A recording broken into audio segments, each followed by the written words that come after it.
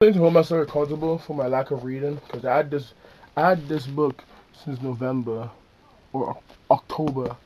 I haven't finished read it yet. Same for this book. I finished reading this book. I barely started reading this book. So to hold myself accountable, I'm gonna set a timer. I'm gonna read for literally 30 minutes because I haven't set myself accountable for not reading. I need to set myself accountability. Accountability is something I'm gonna work on a lot this year because if I don't, it's gonna be long for me, moms. Because I'm really trying to write. I'm really, really, really trying to work on being more accountable. I'm really trying to work on being more consistent with things as well. Because I keep putting things off. I keep procrastinating about things. So I can't. Anyways, I'm going to the place where I was because I remember where I am because I always highlight in this book because this book talks about a lot of things that is really eye-opening to me. Where was I? Okay.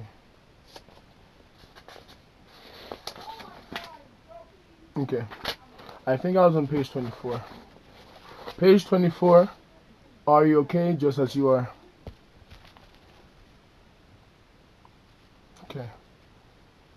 I'm gonna start with 15 minutes. Don't let overwhelm myself. When you overwhelm yourself, you think too much. And when you think too much, you feel like you can't do it. And when you can't do it, that's when you start doubting yourself. Okay? So I know I can do this shit because I've done it before. Okay.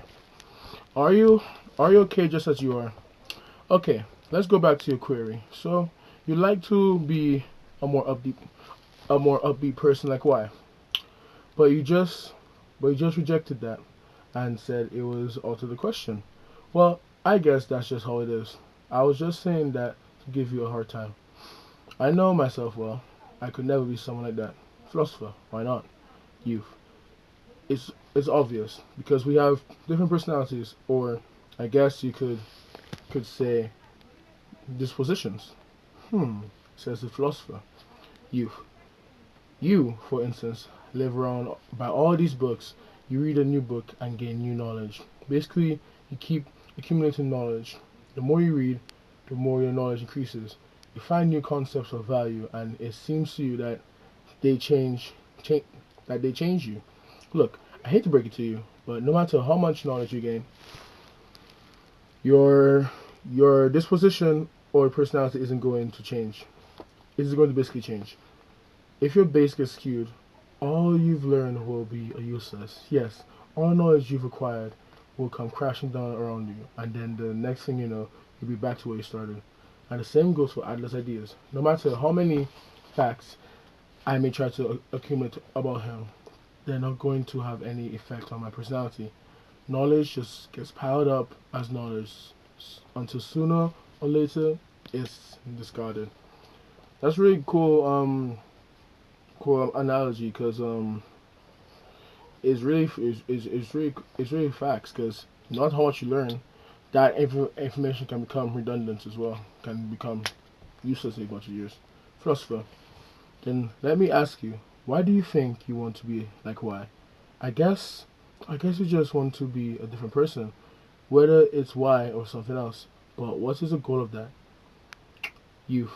You're talking about goals again. As I as I said earlier, it's just that I admire him and I think I'd be happy if I were like him. You think you'd be happier if you were like him, which means that you're not happy now, right? What? Right now, you're unable to feel really happy. This is because you have not learned to love yourself and to try to love yourself. You're wishing to be reborn as a different person. You're hoping to become like Y and throw away who you are now, correct? That's correct. Yes, I guess that's right. Let's face it, I hate myself. I, the one who's doing this playing around with old fashioned philosophical discourse and who just can't help doing this sort of thing. Yes, I really hate myself. That's all. That's all right. If you were, if you were to, if you were to ask around for the people who say they like themselves, you'd be hard pressed to find someone who would puff up their chest with pride and say, "Yes, I like myself." How about you? Do you like yourself? Says the youth.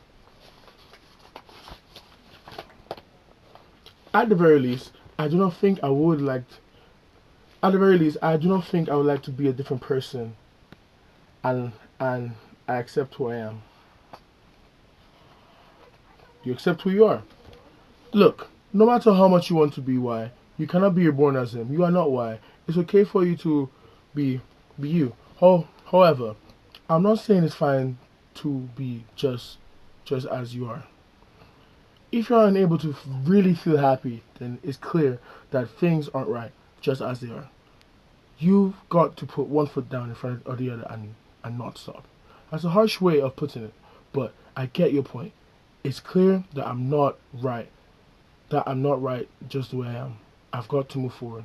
To quote Adler again, the important thing is not, to quote Adler again, says the philosopher, the important thing is not what one is born with, but but what use one makes of that equipment. You want to be Y or someone else because you're utterly focused on what you were born with. Instead, you got to focus on what you can make of your equipment. Ooh! Because you're utterly focused on what you were born with. Instead, you got to focus on what you can make out of your equipment. So don't look at because just because the grass is greener on the other side doesn't mean it's all fun over there. You gotta work with what you have. It doesn't matter about your equipment. It's all about your ideas. No way. Unhappiness is something you choose for yourself is the title. Youth? No way. That's unreasonable. Philosopher. Why is it unreasonable? Youth. Why? Some people are born into affluent. What does affluent mean? Hey Siri. What does affluent mean? Having a great deal of money. Okay, thank you. Thanks. Okay, so affluent means having a great deal of money. Some people are born to affluent circumstances with parents who are nice, and others are born poor with bad parents. Because that's how the world is, and I don't really want to get into this sort of subject, but things aren't equal in the world, and differences between race, nationality, and ethnicity remain as deep as ever. It's only natural to focus on what you were born with. All your talk is just academic theory. You're ignoring the real world. Philosopher. It is you who is ignoring reality. Does fixating on what you are born with change the reality? We are not replaceable machines. It is not replacement we need, but renewal. It's not replacement we need, but renewal. Okay. To me, replacement and renewal are one and the same. You're avoiding the main point. Look, there's such a thing as unhappiness from birth. Please acknowledge that first of all. I'll not acknowledge that. Why? For one thing, right now, you are unable to feel real happiness. You find living hard and even wish you could be reborn as a different person. But you are unhappy now because you yourself chose being unhappy, not because you were born under an unlucky star. Facts. You choose when to be happy, to be honest with you. It's literally based on how badly you want it, bro. Just because circumstances are bad doesn't mean that you can be happy. Sometimes I see people with hella money that look sadder than people that live on the streets. I chose to be unhappy. How can I possibly accept that?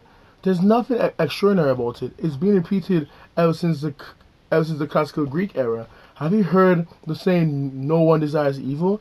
It's a proposition generally known as a Socratic paradox. Hey Siri. What is a Socratic paradox? Socratic questioning is an educational method named No, after Siri. Socrates. What is a Socratic paradox? I don't know what that is. Thank you. Siri's just not saying it. There's no shortage of people who desire evil, is there? Of course. There are plenty of thieves and murderers, and don't forget all the politicians and officials with their shady deals. It's... Ooh, my back. It's very hard to find a truly good, upright person who does not desire evil. Without question, there is no shortage of behavior that is evil. But no one, not even the most hardened criminal, becomes involved in crime purely out of a desire to engage in evil acts. Every criminal has an internal justification for getting involved in crime. A dispute over money leads someone to engage in murder, for example. To the perpetrator, it is something for which there is justification, and which can be restated as an accomplishment of good. Of course, this is not good in a moral sense, but good in the sense of being of benefit to oneself. Of benefit to oneself, says the youth. The Greek word the Greek word for good, agathon, does not have a moral meaning. It just means beneficial. Conversely, conversely, the word for bad, kakon, means not beneficial. Our word is rife, and injustice. Our world is rife and injustice. Wait, our word, our world is rife and filled with injustices and misdeeds of all kind. There is not one person who desires evil in the pure sense of the word. That is, that's to say, something not beneficial. What does this have to do with me? At some stage in your life, you chose being unhappy. It is not because you were born into unhappy circumstances or ended up in an unhappy circumstance. Is that you judge being unhappy to be good for you? Why? What for? How do you justify this? Why did you choose to be unhappy? I have no way of knowing the specific answer or details. Perhaps it will come clearer as we debate this. Youth, you are really trying to make a fool of me. You think this passes for philosophy? I do not accept this at all. In spite of himself, the youth, in spite of himself, the young man got up and glared at the philosopher. I chose an unhappy life because it was good for me. What an absurd argument! Why is he going to such lengths to ridicule me? What did I do wrong? I'll dismantle his argument, no matter what it takes. I'll make him kneel before me. The, the young man's face flushed with excitement.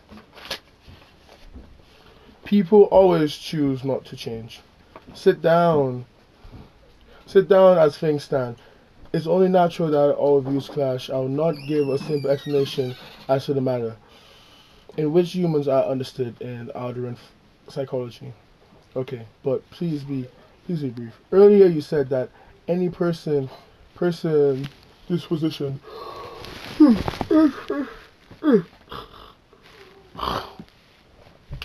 any person wait, earlier you said that any person's like disposition or personality cannot be changed. In in Adlerin psychology, we we describe personality and disposition with the word lifestyle. Lifestyle, yes, lifestyle is the tendencies of thought and action in life. Tendencies of thought and action. How one sees the world and how one sees oneself. Think of lifestyle as a concept, bringing together these ways of finding meaning. In a in oof, in a narrow sense, lifestyle could be defined as someone's personality taken more broadly. It is a word that encompasses the worldview of that person and their outlook on life. The view of the world says say there's someone who worries about himself and says I am a pessimist. One could rephrase that to instead say I have a pessimistic view of the world. You could you could consider that the issue and that issue is not personality but rather the view of the world.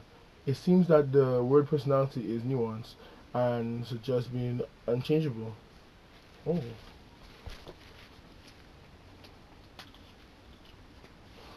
It's true. People can always change. Always say that. Or her. Especially personality. Personality can change. I've always said that. Personality can always change. But if we're talking about a view of the world, well then, that should be possible to alter.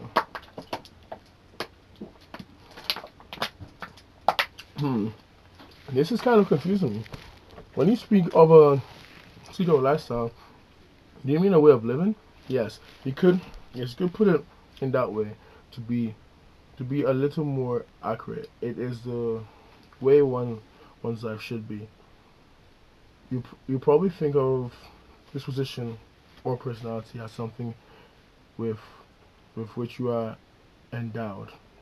You know, any connection to your will. And Aldrin psychology, whatever lifestyle is thought of as something that you choose for yourself. That you choose for yourself? Yes, exactly. You choose your lifestyle. So not only did I choose being unhappy, but I even went so far as to choose this warped personality too. Absolutely. Ha. No, you're really pushing it. When I became aware, I already had this personality.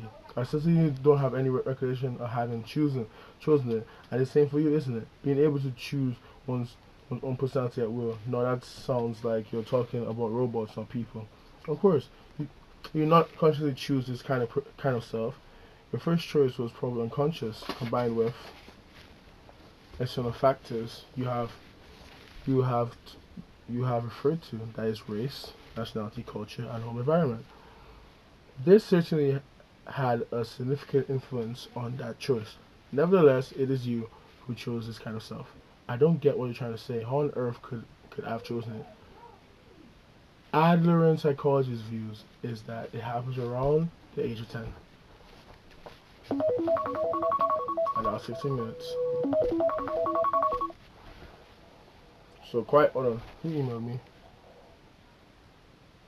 Oh shit. Okay. So literally from reading for 15 minutes, I literally learned that